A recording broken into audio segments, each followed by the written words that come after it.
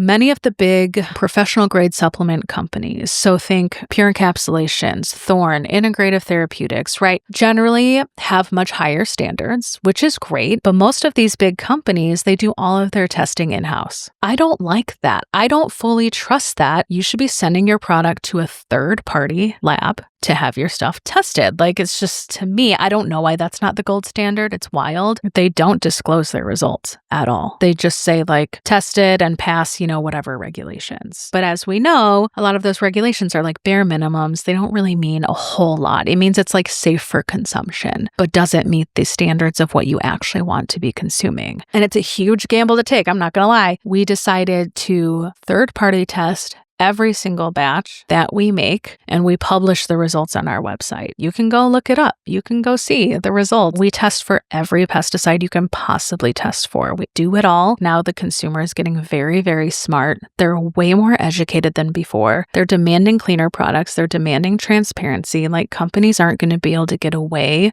with this for much longer for just saying like our products are clean. Do you know how much the testing that you guys do, how much it costs? Because I know for us, heavy metals and contaminants, the heavy metals is $150 a SKU. And then it's a few hundred. In the grand scheme of things, is nothing. I think it's like gross that everyone isn't doing this. I just think everyone should have full transparency and informed consent, basically. So many of our customers are mothers. They should feel good about giving their children these products and know what's in them. And the reality is most people have no idea what's in all of the products they're consuming, which is crazy. When you do these tests, they will say, oh, it's under the norm or whatever, or what it's supposed to be. Sometimes that measurement is not as sharp as you want it to be as a practitioner, right? So there's the standard, but then as a practitioner, you might go like, actually, we want that to be lower. The person purchasing this, what lens should they be looking at it, and how would they even know to look at it through that lens? Because that's what I get nervous about sometimes. I'm all for transparency, but I just get nervous of like, well, is this going to get misinterpreted? We haven't actually run into this.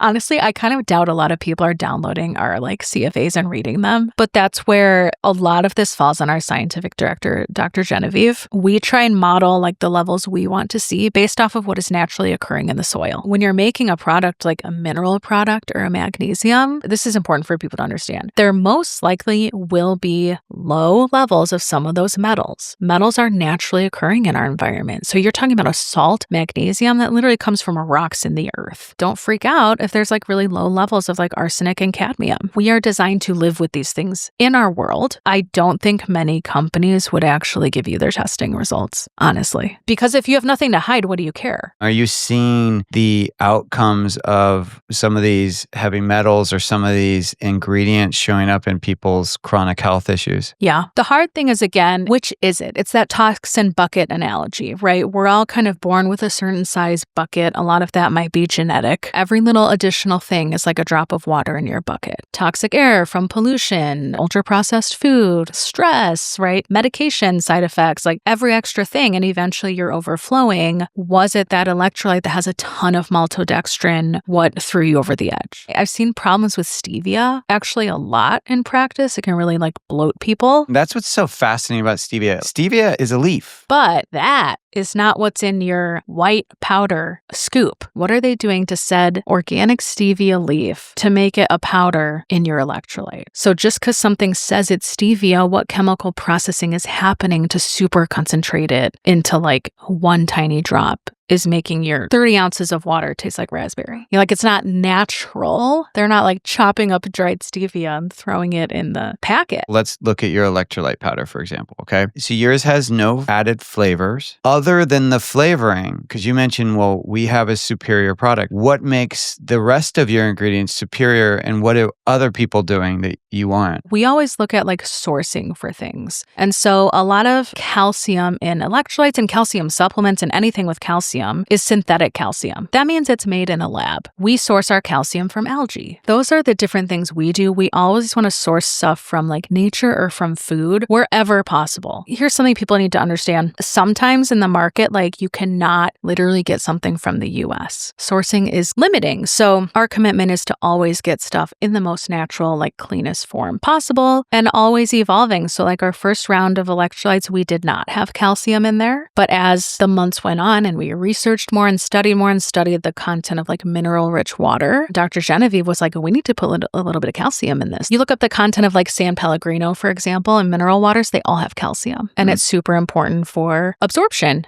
and mineral content. So we set out to find a calcium we could add, and we sourced it from algae. The other big differentiator for us is we add 50 milligrams of additional trace minerals to each scoop. So most electrolytes are just sodium, potassium, magnesium. Most of them don't have calcium. And then we add extra trace minerals, which trace minerals are also super important for a lot of body processes and just how we're mineral depleted of like the big guys, because our soil's mineral depleted. Therefore, our food is mineral depleted. If you filter your water is mineral depleted. So the trace minerals are just as, if not more important. I feel like that is one of the biggest differentiators. And then the only extra powder we add to our electrolytes is organic inulin from agave. And that is necessary in any powdered supplement. You have to have, like you're saying, a flow agent that helps everything stay evenly mixed and helps with dosing. We always want to add something that is like sourced from food, that's like real, and that also has additional potential positive health benefits. So we decided on inulin because it's also a prebiotic starch. So it's also supports gut health a bit, which if we were other people, it would have been citric acid. And how much of the flow agent is the percentage of what you make? Is it like 50%, or are we talking, is it 10%? Oh, most products are over 50%.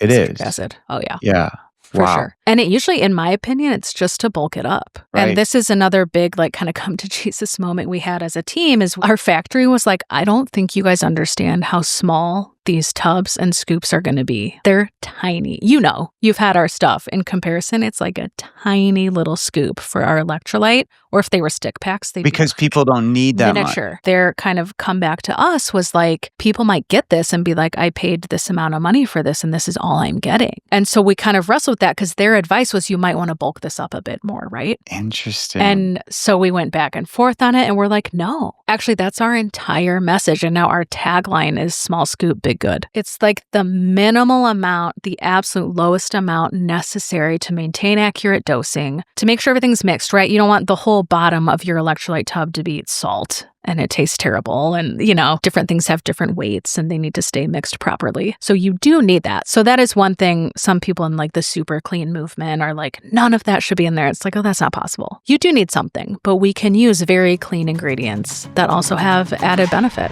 If you enjoyed the clip from the podcast, make sure to check out the next video up here or head over to watch the full episode down here. And before you go, don't forget to hit the subscribe button. Come on. Yeah, thanks for watching.